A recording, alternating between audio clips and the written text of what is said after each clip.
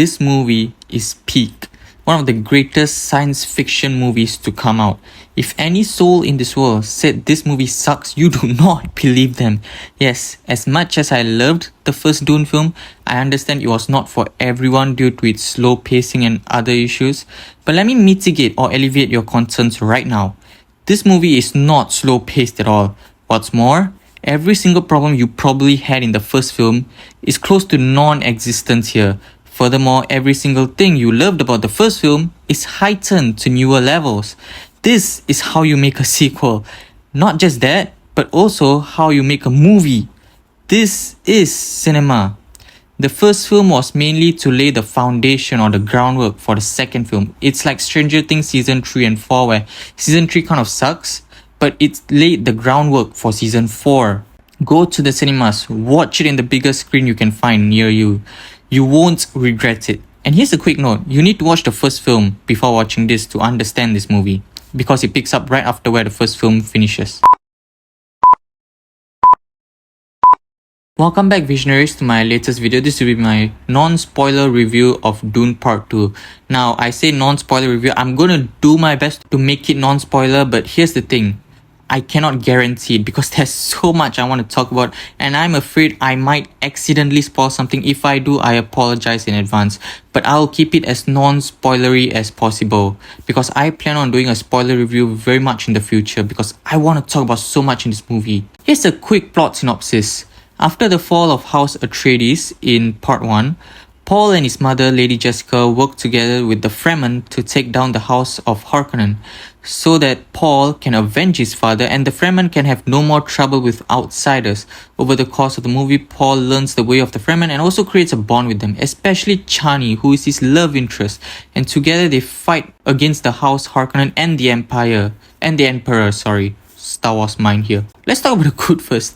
And oh my goodness, where do I start? I really don't know. I can't remember the last time I had a grin this big coming out of a theater. Okay, let's start with the visuals in this film. This will include the cinematography, visual palette, the color scheme and everything else that's part of the visuals. Director Denis Villeneuve is one of my favorite filmmakers of all time. He has made phenomenal movies of different scales, from a thriller about finding missing children to science fiction movies about communicating with the extraterrestrial. And Dune 2 is not just his most visually appealing movie for me, which is insane because he also directed Blade Runner 2049 and I did not think that movie would be possible to top in terms of visuals, but here we are. Greg Fraser has proven why he is one of the top working cinematographers in the world of cinema right now with Rogue One, Batman, Dune Part 1 and this movie, and next year is doing Batman Part 2. Did you ever think a movie with 70% of the shooting done in a desert would look this good? Well, there have been some great desert movies, but I did not think this one would be this good. If I'm not wrong, this movie is made using the Arri Alexa large format digital camera, and damn, this camera is literally the most popular in Hollywood right now. And later it was converted to IMAX 70mm. This is genius, by the way. The world feels very lived in. It's not squeaky clean like many big budget films today. It's dirty, it's grim, the set design is meticulous, very similar to the Batman, which, by the way, the cinematography was also done by Greg Fraser. You can see the sand moving, like there is dirt in the building walls. It looks like a place like it looks like a really old place which has been there for hundreds of years, like it should. They put in a lot of effort and you feel that payoff. Also, for the planet of the Harkonnens, they used the infrared camera, which is really cool, by the way, and the whole planet looks like film negative. That's a really cool addition. And some of you may be thinking, it's a freaking desert. How can it even look that good like how I'm hyping it up to be? Boy, are you wrong. In fact, Furiosa is coming out soon. Let's see how that does. Speaking of Furiosa, Anya Taylor-Joy is in that movie. No longer Charlize Theron, whom I loved in the Fury Road. And she's in this movie too. I won't say who she plays due to spoiler reasons, but I was really surprised to see her in a good way. Enough with the visuals. I can go on talking about it forever. Let's move on to other things. Let's talk about characters. The actors playing the characters were all great, especially Timothee Chalamet as Paul Muad'Dib and Zendaya as Chani. And of course, Fade Rotha played by Austin Butler. Nobody's ever gonna see him as Elvis ever again. A few handful of people took issue with Christopher Walken in this movie, but I thought he did really well for his part. The first third of the film focuses more on Paul and Shani's romance as well as Paul, getting to know more about Fremen, creating a bond and connection with them, learning more about them and working together with them. Don't worry, I understand romance has become a huge problem with big budget films sometimes. Here, you actually care for this romance. It was a well-written romance story. But look, Raban, played by Bautista, was great in this movie. But Fate Rotha was just next level, man. His character's introduction, the design, being a sociopath and highly intelligent one too, was just incredible. They used this gladiator kind of thing to introduce his character, and it was the perfect character introduction for him. Sometimes he just kills people for fun, or when you don't let him do what he wants to do. Like, holy shit, I'm so going to do a spoiler review and talk about this guy so much. I love this character. And the inner politics. We had an introduction of this, what the Bene Gesserit were doing in the first film, but here we delve deeper into it and they also expand upon it. Just wow, all of this, I really want to do a spoiler review if I ever do one. Then the battles. The last time I ever remember battles being directed this well was probably Lord of the Rings, directed by Peter Jackson. There are battles of different scales in this movie, from wide-angle shots with armies colliding with each other to just two people fighting with a knife.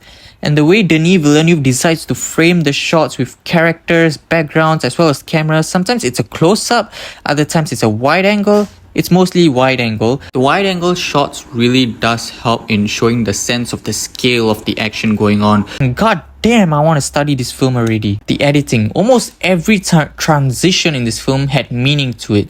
For example, first, in the previous shot, the shot ends with the character which has light pointing into her face, so you can see the character's face. And then when they transition to the next shot, the character is just dimmed out and the characters in the darkness, and that's such a great way to use visual storytelling in terms of editing.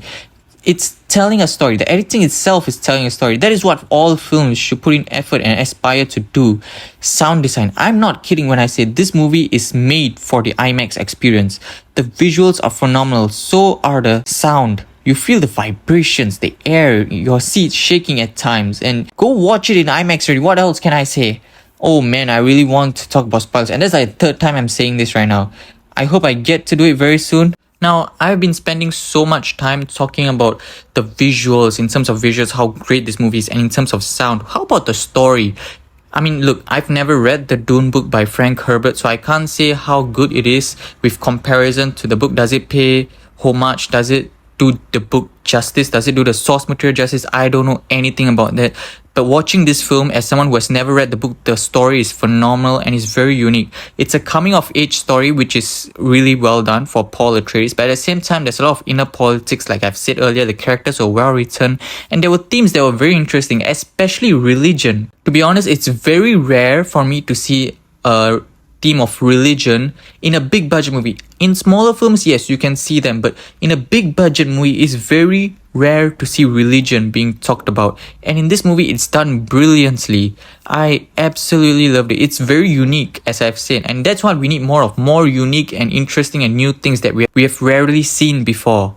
And this movie really delivered in terms of the story. The coming of age story is great. The themes that I was talking about, not just religion, other themes as well, such as war, leadership, coming to power. It's just perfect. What else can I say? What are you waiting for? Why are you even listening to me? Just go watch the movie already, can you? Other than that, I'm going to give this movie a 10 out of 10. I did have a bit of complaints with this movie. Like for example, and here's the thing, these complaints, these drawbacks are not the movie's fault. It's more of my fault. Very few times in this film, or one or two times, I remember when they showed something and then the next shot they explained what that thing actually means, and I was like, wait, why didn't I get that earlier? And it's actually not the movie's fault. It's just that my mind wasn't clicking fast enough on the images they were showing, because sometimes they just show us the image very quickly and then we are supposed to figure out what that means. By right, maybe other people could have figured it out well, but for me personally, I didn't figure it out very fast because my mind wasn't clicking fast enough. Just remember, this movie